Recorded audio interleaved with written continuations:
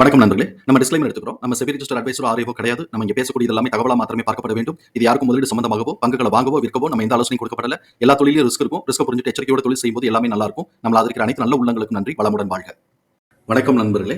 2025-26க்கான Q2 result announce பண்ணியிருக்கிறாங்க. அந்த வரிசையில இப்ப நம்ம பார்க்கக்கூடியது அமர் ராஜா எனர்ஜி அண்ட் மொபைலிட்டி. சப்சிக்வெண்ட் குவார்ட்டருக்கும் சரி 2025-26க்கும் என்ன வாய்ப்பு இருக்குங்கிறதுக்கான ஒரு தேடுதல் முயற்சி. ட்ரெண்ட் லைனில் பொறுத்த வரைக்கும் இவங்க மிட்ரேஞ்ச் பெர்ஃபார்மருங்கிற கிளாசிஃபிகேஷன்ஸ்குள்ள வராங்க. Medium financial strength, mid valuation, டெக்னிக்கலாக மூமெண்டம் நியூட்ரல் இருக்கு. அனாலிசிஸ் டு பிரைஸ் டார்கெட்டா 1109 டார்கெட்டை அப்சைட் பண்ணியிருக்கிறாங்க. நம்ம இந்த வீடியோ ரெக்கார்ட் பண்ணக்கூடிய தருணத்தில் 920 அப்படிங்கிற லெவலில் ட்ரேட் க்ளோஸ் ஆயிருக்கு. இவங்களுடைய பிஇ வேல்யூஷனை செக் பண்ணும்போது கரண்ட் பிஇக்கும் சரி 1 இயர் ஃபார்வர்ட் பிஇக்கும் சரி அண்டர் வேல்யூ சொல்லி இண்டிகேட் ஆகிக்கிட்டு இருக்கு. இவங்களுடைய ஃபண்டமெண்டல் கீ மெட்ரிக்ஸில் high level of liquidity position maintain பண்ணுறாங்க, ஹை ரேட் ஆஃப் ரிட்டர்ன் எடுக்கிறாங்க, டெப்ட் டு ஈக்விட்டி வித் இந்த தியரட்டிக்கல் லிமிட்டில் இருக்குது.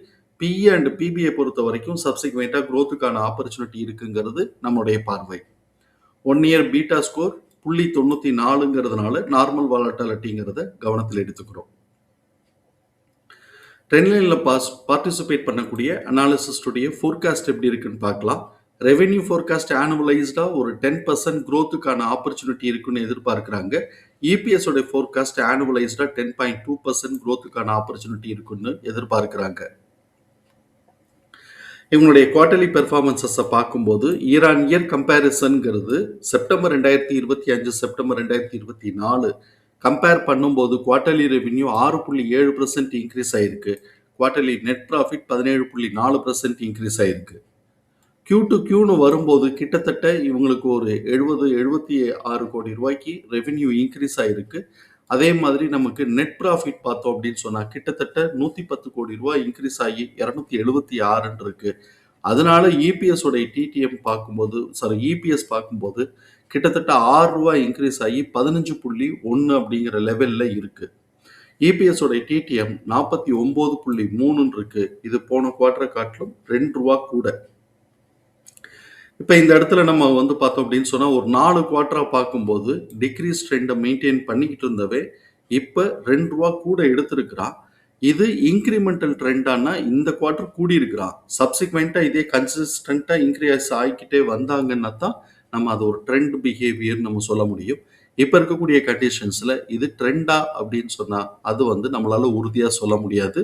அடுத்தடுத்த குவார்ட்டரில் எப்படி இவங்க ரிசல்ட் பிஹேவ் பண்ணுறாங்கன்னு நம்ம பார்ப்போம். இப்படிப்பட்ட இந்த சூழலில் எம்எஃப் தன்னுடைய ஹோல்டிங்லேருந்து 1.42% இன்க்ரீஸ் பண்ணி வச்சிருக்கிறாங்க. இன்ஸ்டிடியூஷன்ஸ் ஹோல்டிங்கில் 0.82% இன்க்ரீஸ் பண்ணி வச்சிருக்கிறாங்க. எஃப்ஐஎஸ் தன்னோட ஹோல்டிங்கில் 1.42. இவனுடைய இபிஎஸ் தகவல்களை நம்மளோட எக்ஸல் ஃபார்மேட்டில் நம்ம போட்டிருக்கிறோம். நம்ம இங்கே கவனிக்கக்கூடியது book value 422, fair price 684, current price 921. Fair price current ப்ரைஸோட ரேஷியோ 1.35ன்னு வருது. இது நம்மளை பொறுத்த வரைக்கும் அஃபோர்டபிலிட்டியில் இருக்குது, ஏன்னா 2க்கு கீழே இருக்கிறதுனால. இப்போ ஃபர்ஸ்ட் லெவல் ஆஃப் ரெசிஸ்டன்ஸ் அப்படிங்கிறது நம்ம 1லேருந்து 1.5ங்கிற ரேஞ்சுக்கு வச்சுருப்போம். இப்போ இவன் 1.25 இந்த fair price current price ratio கடந்திருக்கிறான். சப்போஸ் இது அப்சைட் மூவ்மெண்ட் கொடுத்து அது அப்படியே 1.5க்கு போச்சு அப்படின்னு சொன்னால் ஸ்ட்ராங் ரெசிஸ்டன்ஸ் பாயிண்ட்டாக ப்ரைஸ் கன்வெர்ட் ஆகுது, 1026ன்னு கன்வெர்ட் ஆகுது. சப்போஸ் இவன் கீழே இந்த நிலையிலேருந்து கரெக்ஷனுக்குள்ள ஃபாலோ ஆகிட்டு வரான் அப்படின்னு சொன்னாக்க, சப்போஸ் 1.25ல் அவன் சப்போர்ட் எடுக்கிறான் அப்படின்னு சொன்னால் அது நமக்கு ப்ரைஸ் ரேஞ்சாக கன்வெர்ட் ஆகுது, 855ன்னு கன்வெர்ட் ஆகுது. அப்போ நமக்கு 1.25லேருந்து 1.5 அப்படிங்கிற ரேஷியோவுக்கு நமக்கு ப்ரைஸாக கன்வெர்ட் ஆகக்கூடிய ரேஞ்ச் 855லேருந்து 1026. இது ஒரு ஸ்ட்ராங் சப்போர்ட்டாகவும் ஸ்ட்ராங் ரெசிஸ்டன்ஸாகவும் ஆக்ட் ஆக வாய்ப்பு இருக்குங்கிறது நம்மளுடைய பார்வை. நெக்ஸ்ட் குவார்ட்டருடைய ஆக்சுவல் ரிசல்ட் நமக்கு வர்ற வரைக்கும், நெக்ஸ்ட் குவார்ட்டர் Q3 அதோட ரிசல்ட் ஆக்சுவல் ரிசல்ட் வர்ற வரைக்கும் இவனுடைய பிஹேவியர் எப்படி இருக்க வாய்ப்பு இருக்குன்னு சொல்லிட்டு நம்ம பார்க்குறோம். அதுக்கு நம்ம இபிஎஸோட டிடிஎம் அனாலிசிஸ்க்கு எடுத்துக்கிறோம். கரண்ட் இபிஎஸோட டிடிஎம் 49.20, அதை ஆவரேஜ் பண்ணும்போது 12.30ன்னு வருது. இதுதான் நெக்ஸ்ட் குவார்ட்டருக்கான ஆவரேஜ் எஸ்டிமேட்டட் இபிஎஸ். அதே சமயத்தில் நெக்ஸ்ட் குவார்ட்டருக்கு எக்ஸிட் ஆக போகிறது 16.30. அப்போ 16.30ங்கும் போது ஆவரேஜ் எஸ்டிமேஷன் கிட்டத்தட்ட 4 பாயிண்ட் கம்மியாக இருக்கிறா. இது ஃபர்ஸ்ட் ஹேண்ட் இன்ஃபரன்ஸா நம்ம பார்க்கும்போது ப்ரீவியஸ் ஹைட்ட மேல உடைக்கிறதுக்கான வாய்ப்புகள் ரொம்ப ரொம்ப கம்மி. அதே சமயத்துல ப்ரீவியஸ் லோவ கீழ உடைக்கிறதுக்கான வாய்ப்புகள் இருக்குங்கிறத கவனத்துல எடுத்துக்கிறோம். அதே மாரி குமுலேட்டிவ் ஆவரேஜோட கம்பேர் பண்ணும்போது குமுலேட்டிவ் ஆவரேஜும் கம்மியா இருக்கு. அப்படின்னா ப்ரீவியஸ் ஹைட் மேல உடைப்பானாங்கிற சந்தேகம்ங்கிறது இங்கே கொஞ்சம் வலுவா இருக்கு அப்படிங்கிறத நம்ம பார்த்துக்கிறோம். ஏன்னா பெர்ஃபார்மன்ஸஸ் கம்மியா இருக்கு. இப்ப நம்ம இந்த இடத்துல நமக்கு வந்து பார்த்தோம் அப்படின்னு சொன்னா, இவன் ப்ரீவியஸ் குவார்ட்டருடைய லோவ உடைச்சு கரெக்ஷன் எடுக்கலாம். அடுத்து சப்போர்ட் லெவலுக்கு வரலாம். இது ஒரு ஆப்பர்ச்சுனிட்டி. சம்டைம்ஸ் அடுத்தடுத்த குவார்ட்டர்ல இவங்களுக்கு ஒரு நல்ல ஸ்கோப் இருக்கு அப்படின்னு சொன்னாக்க, ட்ரேடர்ஸ் வந்து இத வந்து அதிகமா வந்து கீழ இறக்காம சைட்வேஸ்லயே மூவ் ஆகுறதுக்கான வாய்ப்புகள் இருக்கு. அதுக்கான சாத்தியக்கூறுகள் என்ன நான் இங்க பார்க்கிறேன் அப்படின்னு சொன்னாக்க, Q4க்கு எக்ஸிட் ஆக போறது 8.8.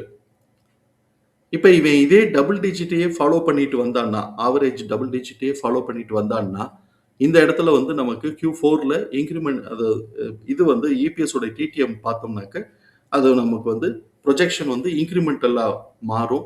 அந்த மாதிரியான சூழல்ல இது ஒரு அப்சைட் மூவ்மெண்ட் குடுக்கறதுக்கான வாய்ப்புகள் இருக்கு. அடுத்த 2 குவார்ட்டருக்கு அப்படிங்கிறத நம்ம வச்சுக்கிறோம். ஆனா, இவன் பெர்ஃபார்மன்ஸஸ் இதே மாரியே 15, 16ன்னு குடுத்தான்னா, இங்க எடுத்த மாரி 15, 16ன்னு குடுக்கணும். ஆவரேஜ் எடுத்தா பத்தாது. 15, 16ன்னு இப்ப குடுத்தான்னாக்க, இது வந்து ஒரு நல்ல ஸ்ட்ராங் அப்சைட் மூவ்மெண்ட் குடுக்கறதுக்கு நான் சொல்றது அடுத்த குவார்ட்டருக்கு ஆக்சுவல் ரிசல்ட் வந்ததுக்கு பிறகு ஸ்ட்ராங் அப்சைட் மூவ்மெண்ட் குடுக்கறதுக்கான வாய்ப்புகள் இருக்கலாம். பார்ப்போம் இவங்களுடைய பெர்ஃபார்மன்ஸஸ் எப்படி வர்றதுக்கு வருதுங்கிறத நம்ம பார்ப்போம். நார்மல் ட்ரேடிங் பிஹேவியர்ல இவங்களுடைய பிரைஸ் ரேஞ்சுங்கிறது 972ல இருந்து 1038ன்னு 1368ன்னு நமக்கு காட்டுது. இவன் இப்பதான் 921 வந்துட்டு இருக்கிறான். அப்ப அவன் இந்த குவார்டர்லி சைக்கிள் லூப்புக்குள்ள இருக்கிறாங்கிறத நம்ம கவனத்தில் எடுத்துக்கிறோம். அந்த மாதிரியான சூழல் வருதுன்னா 828ல இருந்து 843ங்கிற லோ பாயிண்ட்ல இருந்து 1026ல இருந்து 1063 அப்படிங்கிற ஹை பாயிண்ட் வரைக்குமான ரேஞ்ச் நமக்கு கிடைக்குது. இதுல மிட் பாயிண்ட்ங்கிறது 912ல இருந்து 936. இப்ப நமக்கு ஃபேர் பிரைஸ் கரண்ட் பிரைஸோட ரேஷியோ வந்திருக்கக்கூடிய ரேஞ்சும் கிட்டத்தட்ட அதே ரேஞ்சு தான். 855ல இருந்து 1026. இங்க 828ல இருந்து 843ங்கிறது பாட்டம் பிரைஸாவும் 1026ல இருந்து 1063ங்கிறது டாப் பிரைஸாவும் இருக்கு. டாப் ரேஞ்சாவும் இருக்கு. அதே சமயத்துல மிட் பாயிண்ட் 912ல இருந்து 936. இப்ப நமக்கு வந்து பார்த்தோம் அப்படின்னு சொன்னா 921 வரான். ஸோ 912 டு 936ங்கிறது ஒரு ஸ்ட்ராங் ரெசிஸ்டன்ஸ் பாயிண்டா இருக்கு, வாய்ப்பு இருக்கு. இப்ப இவன் மேல இருந்து கீழே கரெக்ஷன் வரான்னாக்க இந்த இடம் வந்து நமக்கு ஒரு ரெசிஸ்டன்ஸ் பாயிண்டா இருக்க வாய்ப்பு இருக்கு. 912 ஞாபகம் வச்சுக்கோ. 912ல இருந்து 936 நமக்கு ஒரு ரெசிஸ்டன்ஸ் பாயிண்டா இருக்க வாய்ப்பு இருக்கு. 912 கீழே உடைச்சா அப்படின்னு சொன்னோம்னாக்க 888ல இருந்து 910, அதுக்கு கீழே வந்தா 828ல இருந்து 843ங்கிறதுலாம் ஒரு ஸ்ட்ராங் ரெசிஸ்டன்ஸ் பாயிண்டா வருது. நம்ம எக்ஸ்போனன்ஷியல் ஃபார்முலால கிடைச்சிருக்கக்கூடிய பிரைஸ் ரேஞ்சஸை நம்ம சார்ட்ல வந்து மார்க் பண்ணியிருக்கிறோம். சார்ட்ல நம்ம எடுத்திருக்கிறது S2ல இருந்து S1 வரைக்கும் நம்ம மார்க் பண்ணியிருக்கிறோம். S2 745ல இருந்து 780, S2 S1 உடைய மிட் பாயிண்ட் 876ல இருந்து 914, S1 1020ல இருந்து 1063. இப்ப இவன் என்ன பண்ணியிருக்கிறான், S1ல இருந்து கீழே வந்திருக்கிறான். வந்தவன் வந்து 911 வரைக்கும் கீழே வந்துட்டு அங்கிருந்து அந்த இடத்துல இப்ப நின்றுட்டு இருக்கிற சின்ன ஒரு அப்சைட் மூவ்மெண்ட் ஒரு 3 ரூபா மேலே ஏறி இருக்கிறான்னு வச்சுக்கோ. 3 ரூபால ஒரு 8 ரூபா மேலே ஏறி இருக்கிறான். ஸோ இப்போ இவன் வந்து இது கீழே உடைக்க போறானா அப்படிங்கிறது நமக்கு தெரியாது. நம்ம ஏற்கனவே இங்கே பார்த்தோம் இல்லைங்களா, 912ல இருந்து நமக்கு 936 வரைக்கும் நமக்கு ஒரு ஸ்ட்ராங் ரெசிஸ்டன்ஸ் பாயிண்ட் இருக்குன்னு சொல்லிட்டு மிட் பாயிண்ட்னு பார்த்தோம். ஸோ இப்போ அந்த ரேஞ்சில் இவன் வந்துட்டு எகைன் திருப்பி அந்த ரேஞ்சுக்குள்ள சுத்திட்டு இருக்கிறான். அதை கீழே உடைச்சான் அப்படின்னு சொன்னாக்க நார்மல் ட்ரேடிங் பிஹேவியர்ல மூவ் ஆச்சு அப்படின்னு சொன்னா 888ல இருந்து 910, இல்லைன்னா 828ல இருந்து 843ங்கிறது ஸ்ட்ராங் ரெசிஸ்டன்ஸ் பாயிண்டா இருக்கு. நமக்கு இதை கீழே உடைச்சா அப்படின்னு சொன்னா 745ல இருந்து 780 அப்படிங்கிற லெவல் வரைக்கும் கூட சப்போர்ட் எடுக்கிறதுக்கு வாய்ப்பு இருக்கு. அது எக்ஸ்போனன்ஷியல் அப்ல ஆக்ட் ஆச்சுன்னா.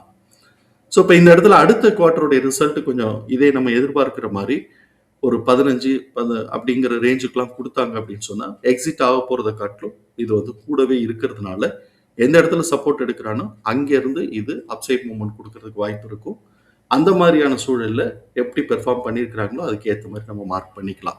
எகைன் திருப்பி இதே ரேஞ்சு தான் நமக்கு 12 to 936 உடைச்சா அப்படின்னு சொன்னாக்க நமக்கு 1020லிருந்து 1060 வரைக்குமான வாய்ப்பு இருக்குங்கிறத கவனத்தில் எடுத்துக்கிறோம். இப்போ இவை நம்ம ஏற்கனவே பார்த்த மாதிரி ப்ரீவியஸ் குவார்ட்டருடைய ஹைட்டை உடைக்கல, ப்ரீவியஸ் குவார்ட்டருடைய லோவை கீழே உடைச்சிட்டு அங்கனுக்குள்ளேயே சுற்றிக்கிட்டு இருக்கிறான். ஃபர்தராக இவன் வந்து இப்படி இறங்குறானா இல்லாட்டி அந்த இடத்துக்குள்ளேயே சைட்வேஸ்குள்ளே போகிறானா அப்படிங்கிறத நம்ம பார்ப்போம். நம்ம என்ன சொன்ன மாதிரி அடுத்தடுத்த குவார்ட்டருக்கான இதுவில் வந்து இவன் டபுள் டிஜிட் கொடுத்தான்னா ஒரு நல்ல அப்சைட் மூமெண்ட் பெர்ஃபார்மன்சஸ் நல்லா இருக்குங்கிற ஒரு ஃபிகர் வர்றதுனால ஒரு அப்சைட் மூமெண்ட் கொடுக்குறானாங்கிறது நம்ம எதிர்பார்க்கலாம். பார்ப்போம் எப்படி இவங்க பெர்ஃபார்ம் பண்ணுறாங்கன்னு. தகவல் பயனுள்ளதாக இருக்கும் நம்புகிறோம். தகவல் பயனுள்ளதாக இருந்ததுன்னா சங்கருக்கு ரொம்ப சந்தோஷம். நம்மளை ஆதரிக்கிற அனைத்து நல்ல உள்ளங்களுக்கும்